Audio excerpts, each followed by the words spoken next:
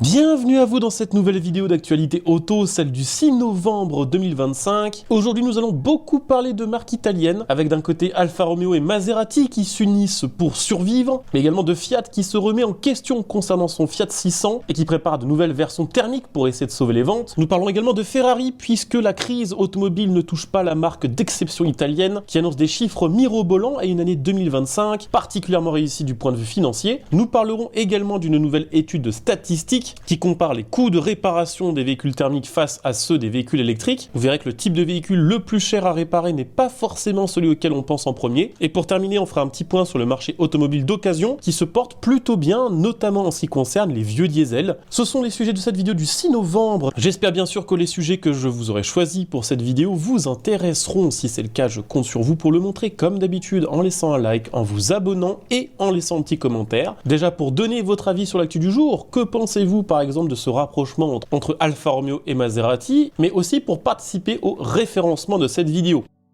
Je le disais, on va beaucoup parler de voitures italiennes dans cette vidéo, avec déjà quelques actualités qui concernent le groupe Stellantis. On en avait parlé il y a quelques mois alors que ce n'était qu'un bruit de couloir, mais ça y est, c'est officiel. Maserati, qui est maintenant la seule mission de Jean-Philippe Imparato, va fusionner, en quelque sorte, va s'unir avec Alfa Romeo pour survivre. Effectivement, les deux marques ont annoncé la création d'un nouveau pôle dédié à l'ultra-luxe baptisé Bottega Fiorizzeri. Alors, je l'ai probablement mal prononcé, mais j'ai fait ce que j'ai pu tout en étant enrhumé. Le but de cette alliance, c'est de donner naissance à des modèles extrêmement exclusifs, produits en très petite série et développés conjointement par les deux marques italiennes. Vous voyez un petit peu ce qui a été fait, par exemple, avec la Maserati MC20 et l'Alfa Romeo 33 Stradale, qui sont globalement les mêmes voitures sur le plan technique avec l'esthétique qui va changer. Ce genre d'automobiles vont vraiment être au cœur de ce nouveau projet. Alors, autant pour Maserati, c'est compréhensible parce que la marque est tellement dans la galère depuis des mois et n'arrive tellement plus à lutter face à tout ce qui va être Porsche ou Ferrari que miser sur l'ultra-luxe en ultra petite quantité peut être une bonne solution. Alors je donne quelques chiffres pour appuyer mes propos, mais Maserati sur le premier trimestre 2025 a vendu 1700 véhicules au monde. C'est une baisse de plus de 40% comparé à la même période 2024 et surtout si on préjuge de ce trimestre 2025 pour estimer ses ventes annuelles, Maserati terminera probablement l'année avec entre 6 et 7000 unités vendues. Ça peut sembler beaucoup pour une marque de luxe, mais quand on sait que par exemple en 2018, elle avait écoulé 37 000 exemplaires, la chute est quand même assez monumentale. Donc l'idée d'abandonner de faire du volume pour se tourner plutôt vers des modèles ultra exclusifs, ça peut être une bonne idée, à condition bien sûr de s'en donner les moyens et de enfin, une fois pour toutes, résoudre le problème des motorisations. Et ça va être un gros problème pour Stellantis, parce que Stellantis Europe pour l'instant se limite au mieux au V6, et clairement si la marque veut séduire une clientèle vraiment haut de gamme, va falloir sortir du lourd, va falloir sortir du V8, du V10 ou du V12, et le problème c'est que à l'heure actuelle Stellantis n'en a aucun, à part du côté des marques américaines, mais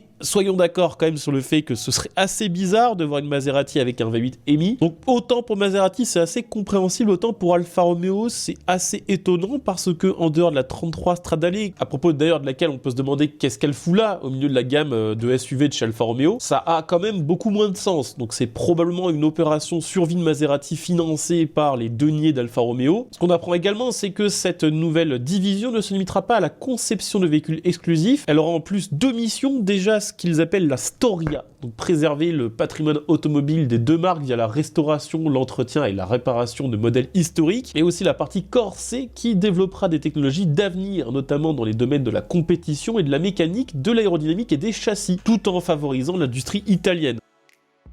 Alors toujours du côté des marques italiennes de chez Stellantis, mais dans un budget quand même un peu plus faible, on va pas se le cacher. Et du côté de chez Fiat, ça bouge un petit peu aussi, puisque après avoir tenté d'essayer de sauver sa Fiat 500 électrique en lui mettant un moteur thermique, afin de redonner un petit peu d'espoir à ses ventes, Fiat serait en train de prévoir la même chose pour la Fiat 600. Effectivement, la 600 actuelle, qui est une espèce de version SUV de la 500, qui ne se vend pas très bien non plus, alors que pourtant, elle est déjà disponible dans des versions électriques, mais aussi dans des versions équipées de moteurs hybride rechargeable. Sauf que ça ne suffit pas et Fiat veut maintenant proposer une version moins chère qui devrait accueillir un moteur essence traditionnel, c'est-à-dire sans hybridation. Le moteur pressenti pour équiper cette nouvelle 600 pure thermique et roulement de tambour, et je sais que vous savez quel moteur ça va être. On parle ici bien sûr du Voldemort des moteurs, celui dont on n'a plus le droit de prononcer le nom, le 1 litre de PureTech renommé 1 litre de turbo il y a quelques mois. Donc on serait sur un 3 cylindres 1 litre de essence 100 chevaux associé à une boîte manuelle 6 rapports, c'est-à-dire à peu près la même configuration que sur la grande Grande Panda actuelle qui elle aussi se vend pas bien d'ailleurs. Elle devrait arriver en 2026, d'abord en Italie avant un possible déploiement ailleurs en Europe. Le but de la manœuvre, il est clair, faire baisser le tarif de la Fiat 600 qui devrait lui permettre de voir son tarif passer en entrée de gamme de 25 700 € à quelque part aux alentours des 23 000. Alors le problème c'est que du coup d'un côté Fiat veut sauver les ventes de son 600 avec cette nouvelle version, de l'autre côté elle pourrait entrer en concurrence directe avec la Grande Panda. Fiat devra donc bien veiller à différencier les deux modèles pour éviter une cannibalisation interne. Bon, et puis pour terminer avec le volet voiture italienne de cette vidéo, je voulais vous parler de Ferrari qui va très bien. Effectivement, le secteur automobile de luxe ne connaît pas la crise, puisque au troisième trimestre 2025, la marque Ferrari a vu son chiffre d'affaires grimper de 7,4%, atteignant 1,8 milliard d'euros, alors que du côté de son bénéfice, on progresse de 1,8% pour atteindre 382 millions. Si Ferrari reste rouge sur circuit, ses comptes, eux, sont plus que jamais au vert, puisque la marque a même réussi à dépasser les attentes des analystes grâce à une stratégie axée sur ses modèles les plus exclusifs, chose dont à mon avis Maserati veut s'inspirer. Ce qui est assez intéressant, c'est que les volumes de vente sont restés stables, on parle de seulement 0,5% de progression du nombre de voitures vendues avec, comme je disais tout à l'heure, 7,4% de chiffre d'affaires en plus, donc vraiment les prix ont gonflé. La marque au cheval cabré vise maintenant 7,1 milliards d'euros de chiffre d'affaires sur l'année 2025, ce qui fait de Ferrari l'une des marques les plus rentables du secteur.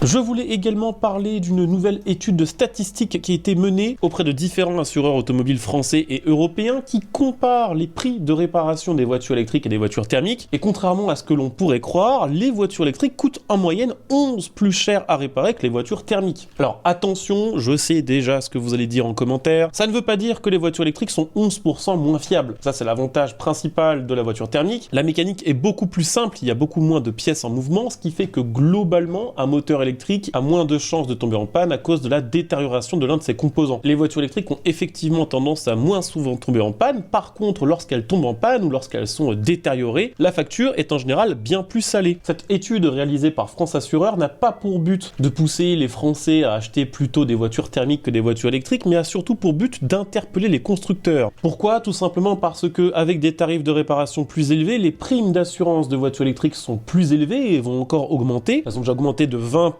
sur les 4 dernières années et on prévoit encore une hausse d'environ 6% l'année prochaine. Les assurances veulent alerter les constructeurs pour que les constructeurs mettent en place des systèmes de réparation de voitures électriques moins coûteux afin que les primes restent stables. Notamment en ce qui concerne la réparabilité des batteries, sur lesquelles les normes européennes sont toujours assez floues, alors que ça reste l'élément le plus cher à réparer sur une voiture électrique, avec dans certains cas des factures qui peuvent s'élever à plusieurs dizaines de milliers d'euros. D'après cette étude, en plus des surcoûts liés aux batteries, il y a également des surcoûts sur les voitures électriques qui sont expliqués par des composants électroniques plus sophistiqués, qui sont plus chers et coûteux à réparer, et qui parfois se changent par lot, c'est-à-dire qu'au lieu de pouvoir changer un capteur ou une micropuce par exemple, on va devoir changer l'intégralité du bloc, ce qui va coûter beaucoup plus cher. L'un des derniers chiffres dont je voulais parler lié à cette étude, avant qu'on enchaîne avec le sujet suivant, c'est le fait que, toujours d'après cette étude de France Assureur, le poids supérieur des voitures électriques, environ 41% plus élevé par rapport aux voitures thermiques, augmente aussi l'énergie dégagée lors d'un choc, et donc la violence de ce choc supérieur entraîne souvent des coûts de réparation plus élevés. Ce que veut France Assureur avec ce genre d'études, c'est que les constructeurs se bougent le cul et proposent des voitures électriques plus légères et surtout plus faciles à réparer. Pour terminer cette vidéo, je voulais vous parler bien sûr du marché de la voiture d'occasion. C'est notre petit point mensuel sur les chiffres du mois dernier et sans grosse surprise, le marché français de la voiture d'occasion est toujours largement porté par les voitures plus anciennes et surtout par les motorisations diesel. Voici donc quelques chiffres que j'ai trouvé assez intéressants. En octobre, en France, sur le marché de la voiture d'occasion, il s'est écoulé 150